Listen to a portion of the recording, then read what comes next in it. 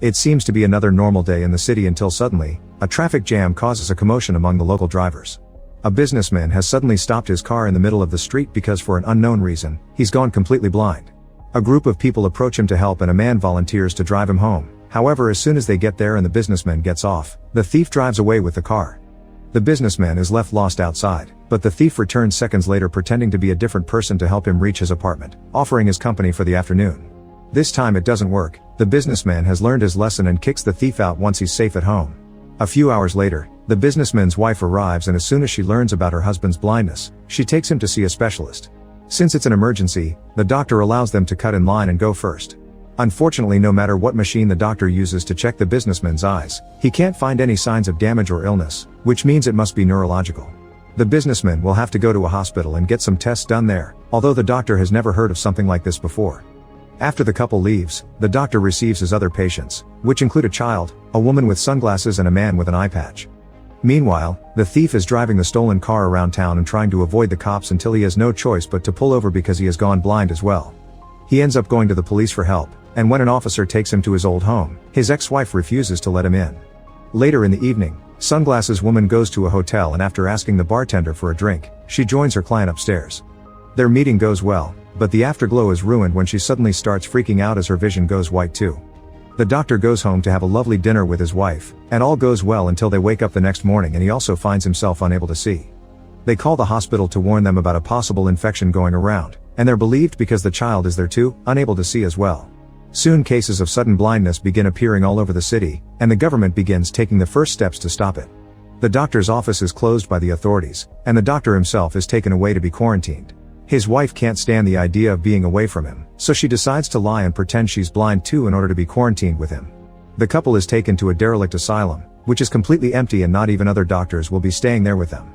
Each ward has a phone to contact the guards outside, but it can only be used for emergencies and each ward must have a representative as the only person that can use it. Soon, more people start arriving, like the thief, the sunglasses woman, the kid, and the businessman. The doctor and his wife agree to keep her sight a secret, and by pretending she explored and memorized the place when they arrived, the doctor's wife becomes a guide for everyone when they need help with things like going to the bathroom. During their first trip out of the room, the thief walks behind Sunglasses Woman and gets a little too handsy, which makes her respond by kicking him in the leg.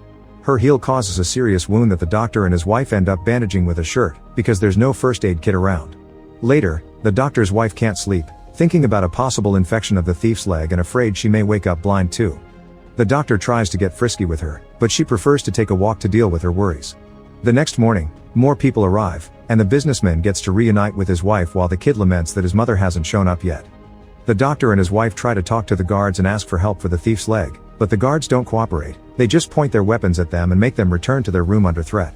Sometime later, they receive their first box of food, which is as bad as a school or prison cafeteria. There's also not enough of it. The doctor's wife tries using the emergency phone to ask for more food and a first aid kit, but nobody picks up her call except for an answering machine where she leaves plenty of messages. Weeks start to pass and each day, more and more infected people are sent to the asylum. The doctor's wife ties a cloth line between wards as a guide and the doctor's chosen as representative of Ward 1, but keeping order soon becomes impossible. Since everyone is blind, they soon stop caring about tidiness, and people begin wandering around without clothes and relieving themselves in the middle of the hallway. The businessman tries to keep his mood up by chatting with his wife about their young days, but his wife can't stand to even think about happier times. One afternoon, the doctor's wife hears a noise and discovers Eye Patch Man has a radio with him that he has been listening to in private. She convinces him to share the news with everyone, since they're all desperate to know what's happening outside. Eye Patch Man explains that there aren't many stations left, but he got the general gist of it. The first 24 hours there were hundreds of cases, which the government simply solved by sending the blind people to the asylum and asking everyone else to stay home. Then, the general public had to watch how specialists around the world got together to have conferences where they used lots of words to just say they didn't know what was going on. Soon even the specialists got infected and the sickness began appearing overseas. People got tired of waiting at home and tried to go outside, but soldiers were on watch and arrested anyone breaking the rules. The city became chaos, especially because car crashes kept happening and even planes began to fall as well. Citizens began getting scared and decided to stay home after all, so now the city is a desert and the government is doing nothing about it because they're blind as well. Days later, a huge group of infected people is brought to the asylum, and the soldiers show how vicious they've become by shooting a man for simply getting off the line by accident. The sound of the gunshot triggers people's panic and everyone rushes inside by pushing each other without a care and even breaking the doors. The worst part is, the soldiers don't even come to pick up the body. Hoping they can bury it themselves, the doctor's wife requests a shovel, which the soldiers throw in the middle of the yard without moving from their towers. Since the doctor's wife is still pretending to be blind, she asks for directions, and the soldiers mess around with her until she finds the shovel and gives them the finger. Meanwhile, the doctor is trying to communicate with the representatives of the other wards to coordinate the burials, since 2 more people have gotten shot. He also wants to discuss the fact one of the wards is taking more food than their fair share. The bartender gets tired of hearing the doctor act as a leader and declares himself king of Ward 3, his first order being that his ward can eat all they want before they even consider helping with the bodies. Later, the doctor's wife goes to check on the thief, who has a fever because his legs got a serious infection. She tries to stay supportive, but the thief suddenly threatens her as he reveals he knows she isn't blind, causing the wife to rush back to her husband and finally have a breakdown. The thief can't stand the pain anymore and waiting for things to end naturally is just an exercise in agony, so he drags his body outside and lets the soldiers shoot him. The doctor's wife feels guilty and begins wondering if she should tell everyone the truth, but the doctor forbids her to do it. He also expresses his worry over the fact their relationship has become something more like a nurse and a patient instead of a marriage. Sometime later, the bartender manages to find the asylum's administrative office with the help of the accountant, a fellow Ward 3 member that has been blind since he was born, meaning he has a better grasp of how to live like this. Using the PA system, the bartender announces he'll take control of the whole asylum as its king, and the first new rule is that people will have to pay for their food. This rule isn't well received and soon there's chaos near the food storage as everyone fights to get access, so the bartender reveals his secret card. He managed to keep a handgun with him when he was brought to the asylum. With a warning shot, he sends everyone back and takes control of the food storage, announcing they'll be guarding it all day long and threatening to shoot anyone that tries to steal. Some people consider not playing along, but it's too dangerous when the enemy has a weapon. The doctor's wife begins collecting everything she can from the people in her ward, from jewelry that includes wedding rings to anything that they can find in their pockets, although she keeps a pair of scissors that she finds in a woman's bag. The kid doesn't have anything to offer, but Sunglasses Woman has become his surrogate mother and promises to pay for him. At the food storage, the accountant is using his experience to identify the quality of the objects they're brought by touching them. No matter how expensive the jewelry is though, the bartender only assigns a couple of boxes per ward and threatens anyone that dares to complain. People find themselves having to share one-person meals, and the doctor keeps to himself, not in the mood to keep his leadership kindness up when he feels like a failure. Sunglasses Woman approaches him to comfort him, reminding him there's nothing he can do against a gun, and the two of them end up getting frisky on the floor. The doctor's wife finds them while they're finishing, but instead of making a scene, she tells Sunglasses Woman that she can see, asking her to keep the secret and letting her own guilt do the rest. A week later, once everyone in the asylum has run out of things to pay with, the bartender announces that they'll take service from women in exchange for food. The doctor's wife goes outside to demand to know why new rations haven't arrived, and the soldiers explain they've given them all they have, so rationing is up to them. An argument begins around Ward 1 deciding on how to proceed, and the doctor cuts it short, pointing out it's not up to them to make the women do anything. If anyone wants to volunteer, it's up to them, but there won't be any judging or pressure from anyone else. After lots of thinking, one of the women finally volunteers, inspiring others like the doctor's wife and Sunglasses Women to do the same.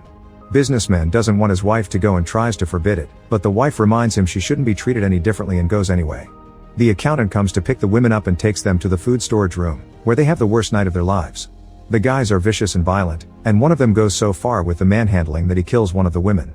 In the morning, the doctor's wife asks for someone else to go and pick up the food because the women have come back with the body in their hands, ready to clean her up and give her the goodbye she deserves. Later that day, the accountant checks a different ward for more volunteers, and he even has the nerve to come to Ward 1 to congratulate them on a job well done, even if one of them didn't move much. It seems they don't know one of the women had been dead and they used her anyway, so the doctor's wife informs him of this, leaving him speechless. All this taunting finally makes the doctor's wife snap and takes the scissors with her to the storage room, where everyone is distracted by the women from Ward 2. Without hesitation, she kills the bartender with the scissors before dragging the girls with her while the accountant realizes what has happened and retrieves the gun, but none of his shots land. On her way out, the doctor's wife makes an announcement of her own. If they don't release the food, more men will die. Now it's her who will be collecting. The doctor worries this will start a war, and he's right. Ward 3 barricades the area and still doesn't release the food. Ward 1 gets ready to fight and recover what is theirs, but before they can do anything, one of the women decides to take revenge. It turns out she's kept a lighter hidden in her pocket all this time, and she uses it to sneak into Ward 3 and start a fire. The flames are quick to spread, killing many men, and before panic can take over, the doctor's wife guides them out of the building. Surprisingly, nobody gets shot because the guards aren't even in their towers anymore. The doors aren't locked either, which can only mean one thing: they're finally free. The doctor, his wife, the kid, eye patch man, Sunglasses Woman, the businessman, and his wife decide to stick together as they make their way downtown, where they discover society has collapsed. The city has become a post-apocalyptic wasteland where the few people left wander around as they try to survive, attacking each other if they even suspect there can be food in their pockets. Some animals are even feeding on bodies. The doctor and his wife leave the group hidden inside a bar while they go to the nearest market to see if they can find some food. The people there are grasping at the few things that are left on the shelves, but the doctor's wife can see and is able to find a set of stairs that takes her to a storage room while the doctor gathers clothes. After filling a few bags, the wife tries to make her way out, but the people there hear the noise the things in her bags make and jump on her to rob her. Fortunately, the doctor hears this and comes to help, pushing everyone away and putting himself between the crowd and his wife as a shield as they run out of the building.